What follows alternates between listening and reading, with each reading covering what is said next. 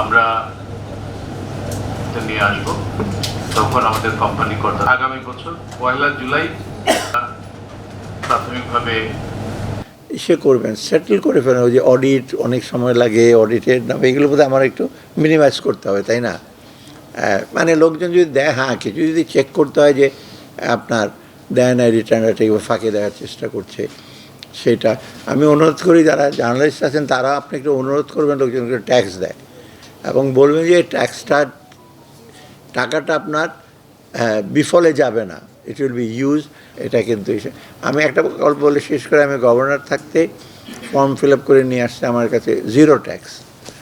আমার zero, sir আপনার zero tax, কেউ তো আপনাকে জিজ্ঞেস করবে না আপনার কত ট্যাক্স দেয়। ওকে তাই তো, আসলে তো আমাকে জিজ্ঞেস করবে কে, এনবিআরের চেয়ারম্যান নাসির চুলাফার ছাত্র তো আরও জিজ্ঞেস করবে, স্যার দিয়েছে ঠিক আছে দিয়ে দাও।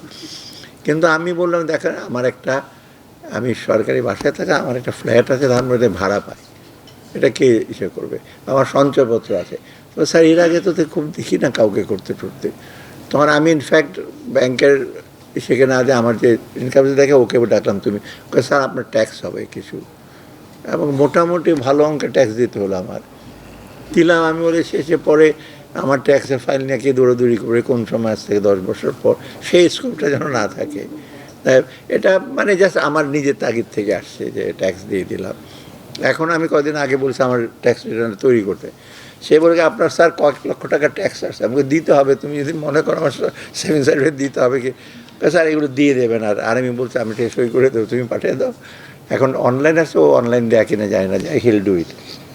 অত আমি বলি, আমি বলছি না আমি একেবারে খুব স্বচ্ছ, হয়তো বা আমার ট্যাক্স লয়ার বোধহয় কিছুটা ক্যালকুলেট করছে স্ট্র্যাটেজিক ওয়েতে, কোথাও একটু কম পড়ে, তাই না?